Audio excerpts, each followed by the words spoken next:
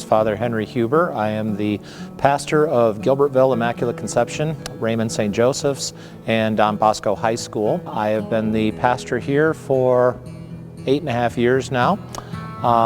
Been a priest for 17.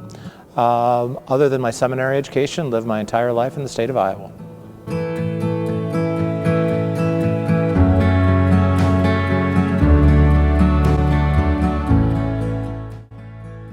I grew up in a very Catholic family, and my dad was the particularly devout one. My mom was not really, but like most young people, I didn't live it particularly well. Probably more Catholic than the average high school kid, college kid, but pretty far from what I was supposed to be. I think would have been about the best way I can describe my faith growing up.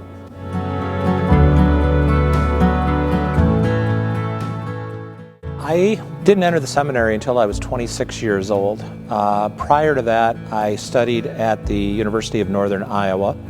I started off in computer science and almost flunked out of it because it turns out computer science is hard.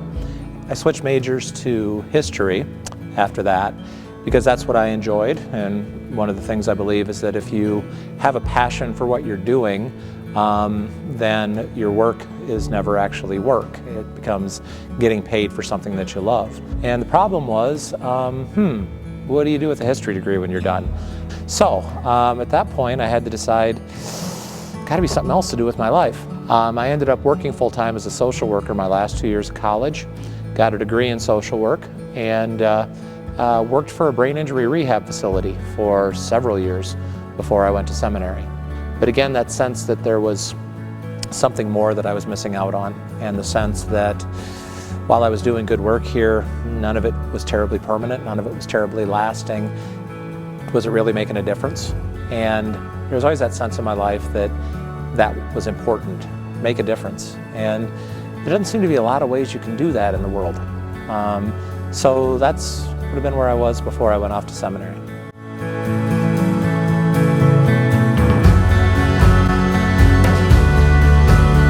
I probably knew since junior high, high school, that I was supposed to be a priest, but you asked if I wanted to be a priest, and the answer is no, I did not want to be a priest. I knew I was supposed to, I didn't want to do it. And for the obvious reasons, I want to get married, I want to have a family, I wanted money, things like that. The secondary reason why I didn't want to do it is I wasn't good enough to do it. I'm not good enough to do it. And that's a very common feeling for someone when they consider the priesthood. So for all of that, no, I wasn't going to do it. When I got to college, part of the whole figuring out what I'm supposed to do with my life and figuring out what I'm being called to do, I started to investigate it a little bit. I started to ask a few questions of our pastor at UNI, talking to other priests and things like that. And I kind of flirted with the whole thing, but I wanted nothing, really wanted nothing to do with it. And pretty much said a hard no to it when I was 20 years old. And the funny thing is, though, the idea never went away. And again, the more time I gave to God, the louder that voice in my head became that this was what I was supposed to do.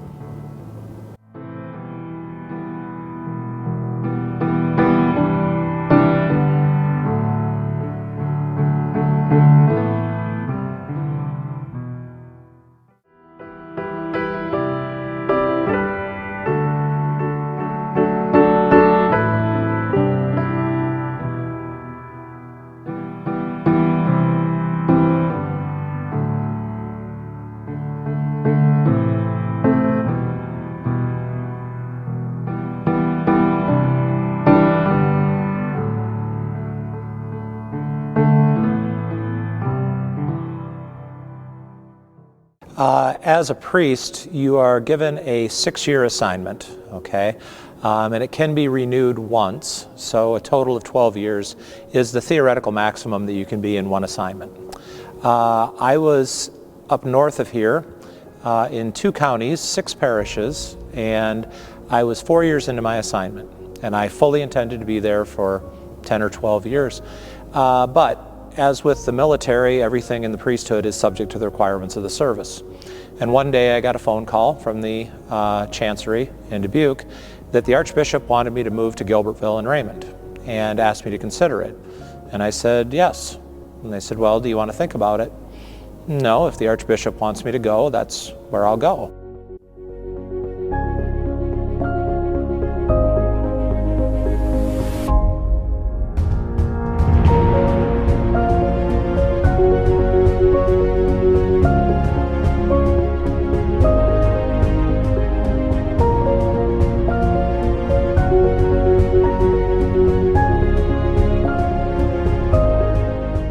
So the next thing I knew, I was packing up and moving to Gilbertville and Raymond.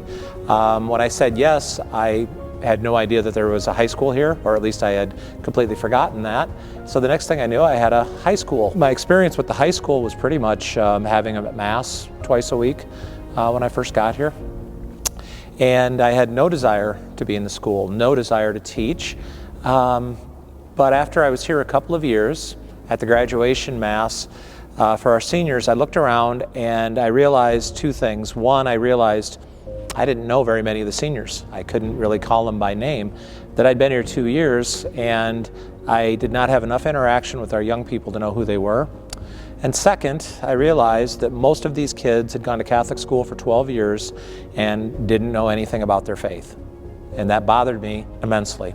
And what happened afterward is I thought about that, and the thought came to me unbidden that it was my responsibility that they should learn something of their Catholic faith. It wasn't the teachers, it wasn't the schools, and that the idea that I should teach a class down there to the seniors, which was the last thing on earth that I wanted. And so what I did was I started praying about that idea. You really want me to teach a class to the seniors? And I knew I didn't want to, but the more I prayed about it, the more insistent that idea became, that it doesn't matter that you don't want to. Yes, you're supposed to. And as I always tell our young people, when you hear the voice of God, you better answer it, whether you like what he's saying or not. And so I began teaching the class down there. The first year was fairly disastrous, but it got better every year after that. And while it's not my favorite thing in the world to try and teach our seniors, it's one of the most important things that I do. It's one of the most useful things I could do, and it's been one of the best things for me that I actually do that.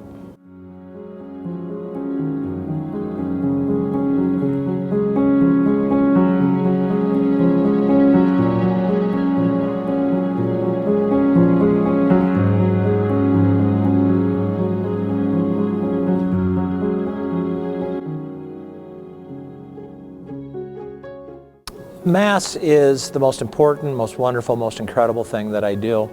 The problem is that I've now celebrated over 6,000 Masses. A lot of times it's 4 Masses on every weekend, or 5 if there's a wedding. And part of it is the exhaustion that goes with it. Part of it is the difficulty with the public speaking, because like many people, I hate public speaking. I hate getting up and talking in front of people. Most people here would never guess it, but I find it very stressful giving homilies. And the whole thing is incredibly draining.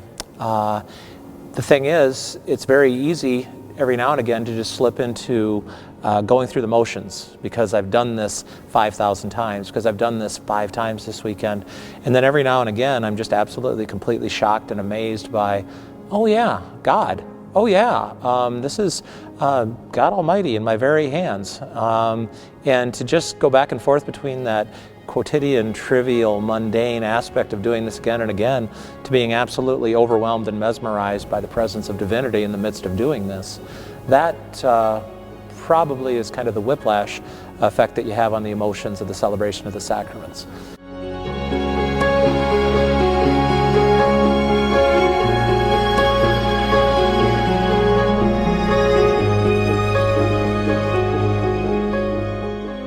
You have to live every day with the idea that heaven is your final goal, okay, rather than taking a day for granted, taking a day off, that kind of thing. We also recognize, though, that heaven has entered into earth. As you do your look around the church here, again, the design of the church is designed to show that this is the intersection of divinity and humanity.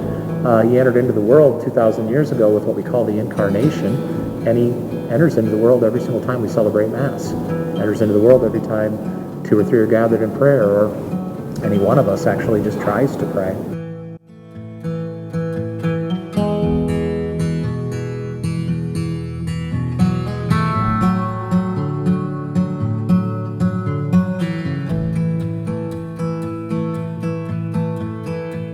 There was never any point where, oh, this is terrible and I wish I was doing something else.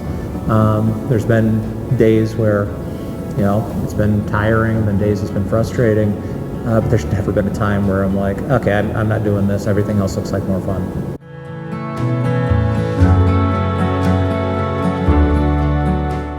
If you want to make a difference in the world, you don't just make a difference in this world, but make a difference in the next world. That's an incredible thing. That's probably one of the things that keeps me going with all of this.